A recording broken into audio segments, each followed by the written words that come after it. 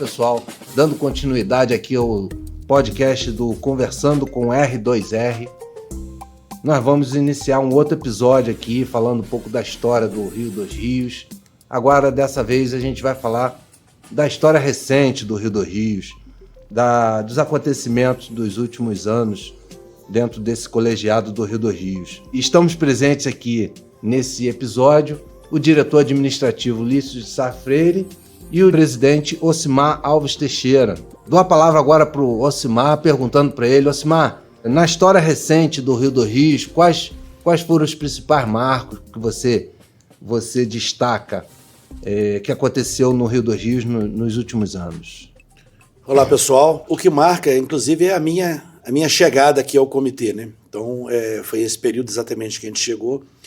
O que marca o comitê nesse período, que marca toda a humanidade, foi o período da pandemia. Mas, antes um pouquinho da pandemia, o comitê começou a trabalhar com a questão do desembolso na área de saneamento. Então, isso depois eu vou poder explicar um pouco melhor. Vocês já puderam conhecer um pouco da história do período anterior, aí, o que foi feito de um trabalho de base, mas esse desembolso ele nos deu um grande alívio, porque pudemos ver o trabalho acontecendo. Também essa adaptação à pandemia, todos nós tivemos que nos adaptar nos nossos trabalhos, na nossa vida particular, e o comitê também teve que se adaptar nas formas de reunião, nas formas de poder agir.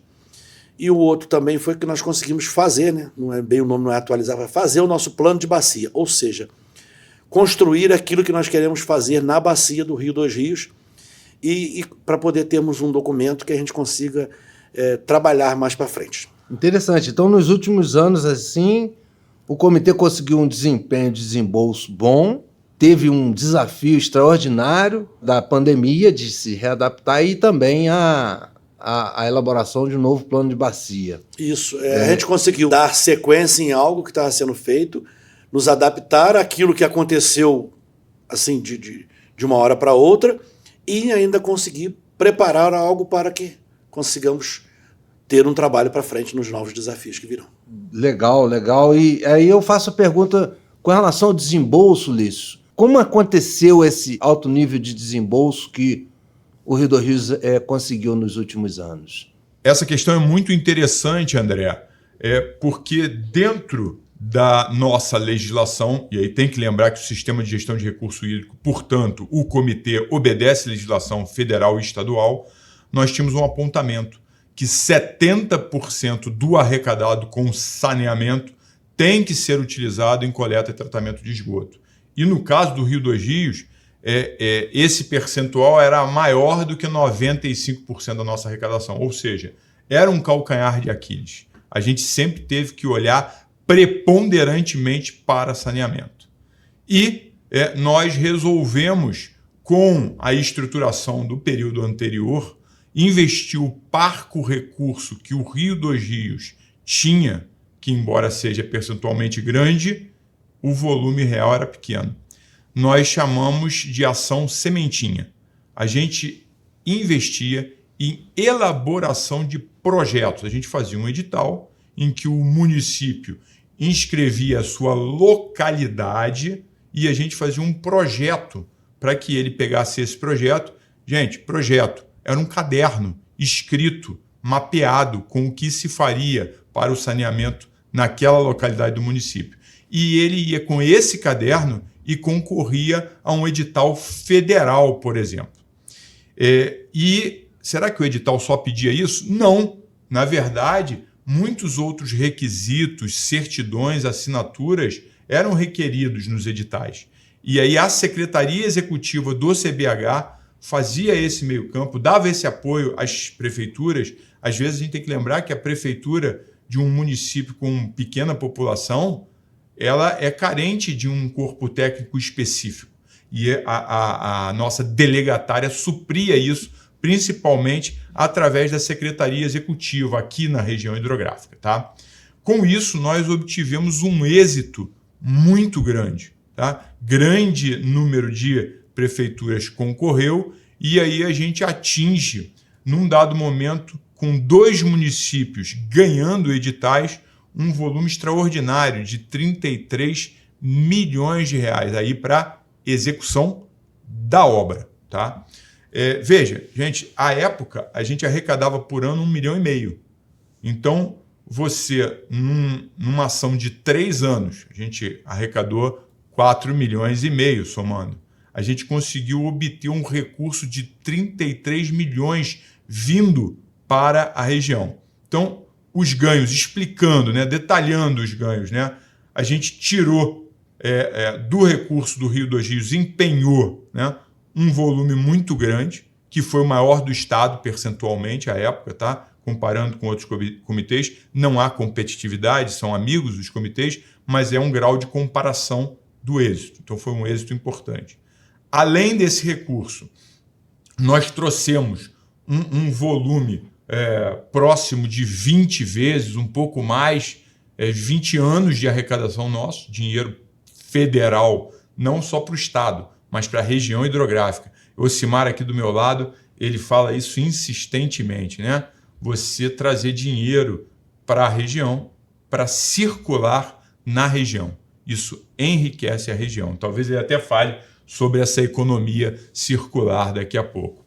E, além disso, às vezes o edital pede uma contrapartida. Então, o comitê ainda tinha como pegar recurso que não era só de saneamento, mas a gente usava de saneamento, para essa contrapartida. Então, a gente teve um modelo muito eficiente de um percentual de desembolso, chegou a ser citado na Agência Nacional de Águas, tá? O nosso modelo. Nós somos um CBH pequeno em arrecadação, mas muitas vezes citado como exemplo, como vanguardista. Tudo bem? E aí, finalmente, esse ciclo ele encontra o seu fim, né, ou um grande problema no marco legal, para a gente falar dessa fase histórica, né? O marco legal ele incentiva a cessão, né, dos municípios a empresas privadas de saneamento. E a legislação entende que esse recurso, que é de origem pública, da cobrança, nós já falamos num outro episódio, ele tem uma certa restrição, por exemplo, em você investi-lo na iniciativa privada. Tem até um período de sombra aí que a gente não entende muito bem até hoje como é que isso foi decidido. Mas o fato é que a gente perde esse mecanismo que estava se mostrando muito eficiente. Por outro lado, a própria lei do Rio de Janeiro, do Estado, é alterada, passa esse percentual de 70% para 20% para o saneamento obrigatório, e aquilo que eles chamavam de saneamento e obrigavam 70%, que era coleta e tratamento de esgoto, se amplia no número de ações. Então, nós hoje estudamos para voltar ou continuar essa eficiência no desembolso, não só de saneamento, mas de todas as áreas. Então, na verdade, o que houve foi recentemente o comitê conseguiu fazer um programa que rodava uma execução de um programa de saneamento e conseguiu um êxito de desembolso bastante considerável. Como você falou aí, eu fiz as contas aqui, são 22 anos de arrecadação, arrecadando 1,5 por ano, e você conseguiu atrair 33 milhões de reais, dão 22 anos de arrecadação dentro de saneamento investido aqui na região. Muito bom. E o ruim é que esse programa, você apontou que o marco legal, não o marco legal em si, mas o processo que aconteceu no estado do Rio de Janeiro relacionado à SEDAI, ele, de certa forma, interrompeu esse exitoso programa do Rio dos Rios, né? Primeiro, eu vou te dar 10 na sua matemática, você está certo, tá? É dessa magnitude mesmo, mas só lembrando que quando a gente fala de desembolso, a gente pensa muito no desembolso do Comitê Rio dos Rios. Então, o que você chamou de programa, ele foi efetivado, né, num edital e que gerou, para a gente fazer os produtos para os municípios, esse grande desembolso. Esse é um ponto. O segundo ponto, reorganizando a fala, né, é justamente o que isso resultou em trazer recurso federal para a região. E num terceiro ponto, a gente ainda contribuía com uma parte desse financiamento, desse edital, para a obra de esgotamento. Lembrando, gente, daquilo que a gente sempre fala. Qual era o objetivo final disso? Era o desembolso? Não! O desembolso é o meio. A gente quer qualidade e quantidade de água. Na verdade, a gente queria chegar à universalização do tratamento de esgoto. Tá? E aí, o marco legal, como a gente está falando de história, ele foi o marco legal para a gente. Era a possibilidade de acontecer a concessão. E a grande maioria dos municípios, os que já não tinham aderiu a essa política, ficando basicamente um município gerindo seu próprio esgoto. Outra questão que o Ocimar apontou foi a adaptação à pandemia, que foi uma adaptação mundial, né, Ocimar? Não foi uma questão só do Rio dos Rios. E o comitê sempre tinha reuniões presenciais e até o processo da própria delegatária ter que atuar e operacionalizar as decisões do comitê. Como é que foi esse processo que você destacou aí da adaptação à nova realidade que a pandemia impôs à sociedade? Olha, André, acho que todos nós tivemos que nos adaptar no trabalho, na convivência, nas formas de trabalhar, né? Assim, o comitê também já não tinha mais aquela possibilidade de fazer as assembleias presenciais. Foi um desafio, porque nenhum de nós estava muito acostumado com essas metodologias, com essa forma de se reunir, com essas ferramentas. Surgiram aí muitas vantagens, muitas desvantagens. Eu vejo aqui umas vantagens muito boas. Possibilitou a participação daquelas pessoas que estão mais distantes. Nós somos uma bacia, como a gente já falou em episódios anteriores, que vai de Nova Friburgo até São Fidélis. Então, ou seja, é uma distância grande. Para você fazer uma reunião, às vezes a pessoa não pode vir naquele dia. Com a reunião online, a gente conseguiu que as pessoas participassem. Então, essa participação é um ponto positivo. A adaptação nossa a novas tecnologias também é outro ponto positivo. Tem um lado negativo, a gente não conseguia estar ali no olho naquela reunião, conversando com as pessoas. Tem uma vantagem também, houve uma redução de custos. O custo operacional do nosso sistema ficou menor porque o custo de um link para uma reunião é menor do que você está fazendo trajetos. Mas essa desvantagem de a gente não poder estar com as pessoas, de a gente não poder conhecer tanto a bacia, que essa seria uma possibilidade, né? Se levar as reuniões para outros municípios, para o comitê ficar mais conhecido. Não podemos fazer isso nesse período agora. Então, vejo como uma desvantagem. Você falou do custo, me veio também o benefício do tempo, né? Porque uma pessoa vai se deslocar além do custo do transporte, da diária que ele vai ter. O cara perde um dia para fazer uma reunião de 2 horas. Né? Um comitê como o Rio dos Rios vai ter por volta de 200 quilômetros da distância do município mais amontante ao jusante. Friburgo e São Fidélis vão dar por volta de 200 quilômetros. Então você tem um custo de tempo também dessa pessoa que vai representar, né? Eu acresceria a isso, é algo muito tocante para mim, você tira a pessoa da estrada no deslocamento. Isso é um risco muito grande. Além de você fazer uma reunião de 3 horas, onde pessoas se deslocavam 2 horas para vir e 2 horas para voltar, você ainda tinha a retirada desse risco das pessoas. Era muito mais saudável em termos de reuniões virtuais. Concordo com o Ocimar, faz falta o olho no olho, a postura, mas eu vejo testemunho, não sei se o Ocimar concorda, queria saber, inclusive, o Comitê Rio dos Rios, ele já tinha uma integração nesse momento. Os representantes já se conheciam. Então a gente, de certa forma, mitigou esse problema. A gente tinha confiança no outro votante, a gente conseguia conversar com certa intimidade. Talvez um comitê ou uma reunião dessas que os membros não se conheçam, ficasse realmente dificultada com esse problema. Com certeza. Se você já tem assim um time que se conhece, adapta-se à tática do jogo conforme a necessidade. São formas de trabalhar que vieram, que eu creio, assim, acredito que não vão sumir. Nós vamos ter que nos adaptar e fazer uma mescla aí, de vez em quando alguma reunião presencial, mas a tecnologia veio para ficar. Então esse foi um legado que eu creio do período da pandemia para todas as instituições, e o Comitê de Bacia não tá fora disso, não. Foi um avanço e como tudo, tem pontos positivos e negativos, né? Eu queria lembrar um detalhe, né? Um conhecimento, a região hidrográfica que o Comitê Dois Rios abrange, ela é uma das 9 regiões do Rio de Janeiro, mas ela também é uma das 7 regiões da Bacia Federal do Paraíba do Sul. E a gente também participa desse colegiado, que a gente chama de CEIVAP. A gente participa do CERRI, que é o órgão colegiado do Estado do Rio de Janeiro, e do Fórum dos Comitês do Rio de Janeiro. Então, normalmente, as reuniões desses outros colegiados era fora da bacia.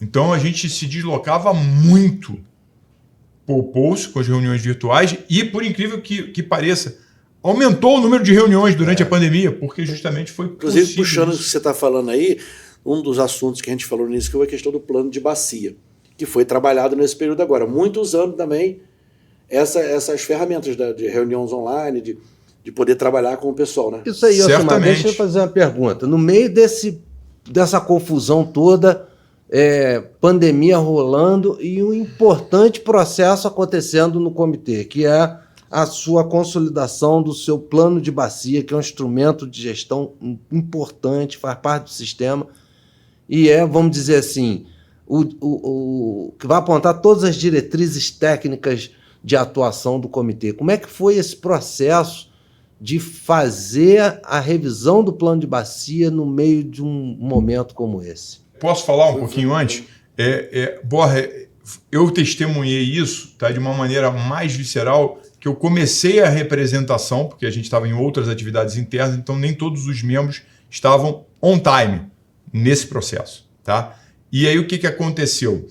Na verdade, o que eu acabei de citar, né, a ideia surgiu para reparar uma necessidade legal que exigia que qualquer comitê tivesse seu plano de bacia. E o Rio dos Rios, como todos os outros, ele usou um instrumento inicial, que era um caderno, tá? Foi aceito, mas não tem por que a gente não chegar à melhor forma de um plano de bacia. Então, à época, esse comitê federal, o CEIVAP, que eu citei agora há pouco, ele contratou um plano de bacia, onde depois do plano da área federal estruturado, iria acontecer Zoom, em parceria com cada um dos 7 comitês integrantes do Comitê Federal, ou seja, são 4 fluminenses, 1 paulista e 2 mineiros. E devido a essa discussão intensa, virtual, como a gente estava comentando aqui, ocorreu uma alteração. A empresa contratada para isso, ela fez uma ação grande dentro de cada unidade para compilar, tornar mais real o plano federal. Ele estava mais próximo da realidade. Inclusive, no nosso caso, a empresa aproveitou muito do que a gente já fazia. Em vez de um plano 100% de previsão que você fará no futuro, não. Ela já pegou a nossa realidade de projetos que já estavam no meio da execução. Tá? Então, assim, na verdade, esses assuntos eles se unificam. Né? A pandemia horrorosa propiciou uma ferramenta boa que nos levou a reuniões virtuais e avanço de velocidade e decisão em outras áreas. E hoje a gente tem um plano muito bem feito, que a gente executa com metas, com instrumentos de indicação e que a gente realiza muito bem, porque já era o que a gente fazia. Isso, é execução. Acredito que a gente vai falar um pouquinho ainda, para fechar aqui esse episódio, um pouco dos desafios, do que nós vamos fazer no futuro. Um dos desafios nossos agora é pegar esse plano de bacia e transformá-lo em realidade, já que ele foi um plano de bacia feito dentro daquilo que, como o Ulisses falou, dentro da nossa realidade, já com coisas que nós estamos fazendo. Então, um desses desafios que a gente pensa para o futuro é fazê-lo acontecer. É um plano de bacia que projetou a capacidade de investimento. Sim, e não um valor absurdo. Isso além de outros desafios que a gente pode falar aqui, mas esse é um deles. E os desafios do desembolso, tendo em vista que a grande engrenagem que foi estabelecida no saneamento não está mais podendo ser executada como foi planejada. Como é que o comitê pretende? O comitê tem essa mentalidade, né? Os membros aqui no comitê, eles pensam no desembolso como uma ferramenta, né, de eficiência, mas sempre visando algo maior. Hoje a gente mudou a estrutura, a gente fala muito sobre as regiões que não são abrangidas pelo contrato de concessão para as empresas de tratamento. A gente até tem um termo engraçado, né? Tem a área rural, que por lei só era permitido 5% do uso do recurso para o tratamento rural. A nova lei já liberou isso. Outra área chamada periurbana, aquela área rural que está em processo de urbanização e muitas vezes ela está fora do contrato.